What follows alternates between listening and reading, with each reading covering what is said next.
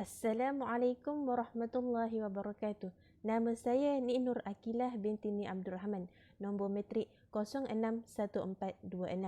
Baiklah, hari ini saya dan rakan saya akan membentangkan persoalan 32 dan 33 yang terdapat dalam kitab Ijtina'us Samar fi Mustalah Ahli al-Athar di bawah topik Hukmu ikhtisar al-hadith wal riwayah bil ma'na, iaitu hukum memendekkan hadis dan riwayat dengan makna.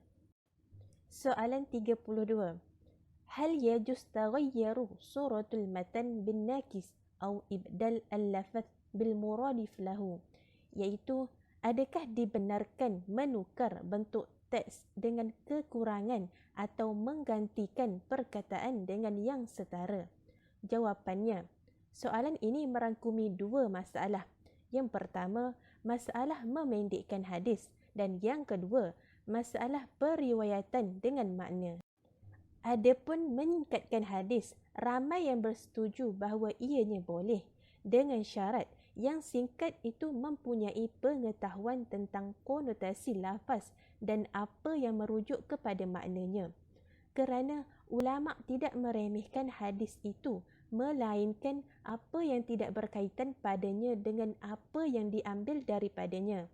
Tidak seperti orang jahil yang boleh mengurangkan apa yang mempunyai keterikatan seperti meninggalkan pengecualian.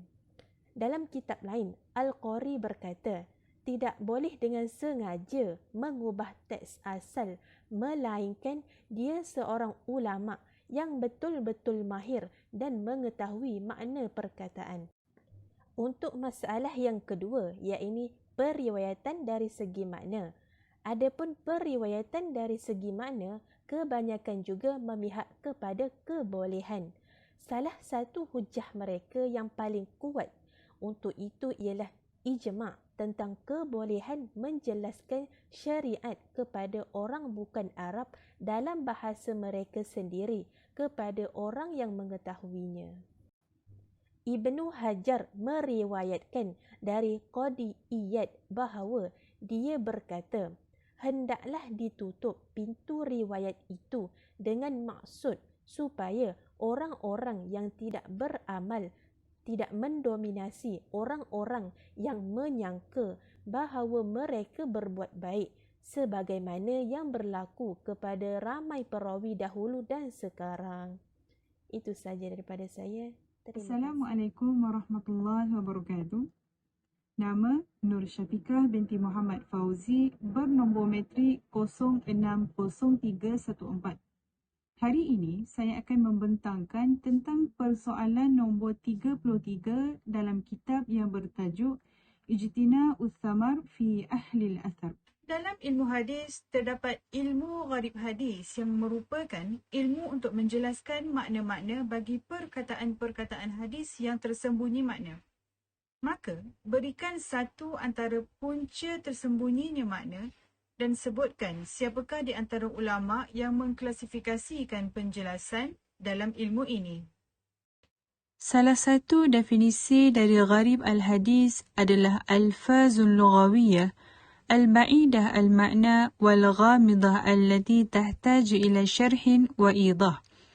Kata-kata yang maknanya tidak dikenal dan samar yang memerlukan penjelasan maksudnya.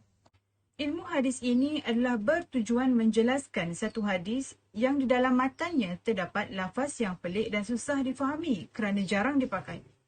Sehinggakan keberadaan ilmu ini akan membantu dalam memahami hadis tersebut.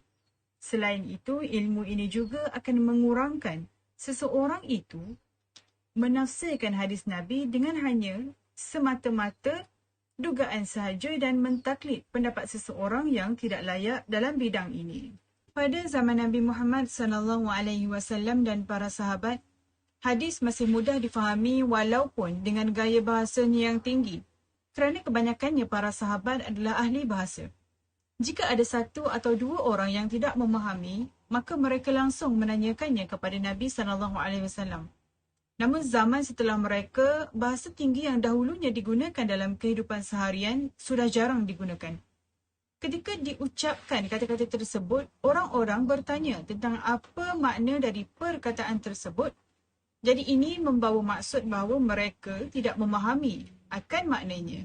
Hal ini berpunca daripada bahasa yang digunakan masyarakat telah bercampur dengan bahasa lisan atau bahasa Arab pasar. Sehingga kan terkadang masyarakat ini tidak memahami lafaz yang gharib ataupun lafaz yang digunakan pada hadis tersebut jarang digunakan oleh Nabi Muhammad SAW. Kebiasaannya, lafaz yang mengandungi ungkapan, perumpamaan, sindiran dan sebagainya.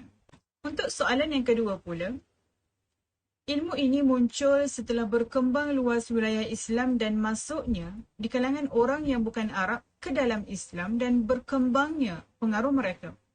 Mereka ini begitu asing dengan hadis Nabi SAW yang sebelumnya. Maka dengan ini, para tabi'i telah membincangkan mengenai ilmu ini di atas kesedaran untuk mengelakkan salah faham terhadap hadis Nabi SAW dan kegagalan umat untuk memahami perkataan yang terdapat dalam matan hadis. Setelah itu, lahirlah karya-karya yang dihasilkan oleh muhaddisin. Salah satunya yang dikenal menjadi perintis kajian ilmu gharib hadis ialah Abu Ubaid Al-Qasim bin Salam. Kitab yang diberi nama judul yang sama iaitu Gharib Al-Hadis. Penyusunan ilmu Gharib Al-Hadis memiliki banyak kesamaan dengan kamus-kamus. Bezanya adalah ilmu ini lebih terbatas pada perkataan-perkataan ataupun kosakata yang disebutkan dalam hadis-hadis.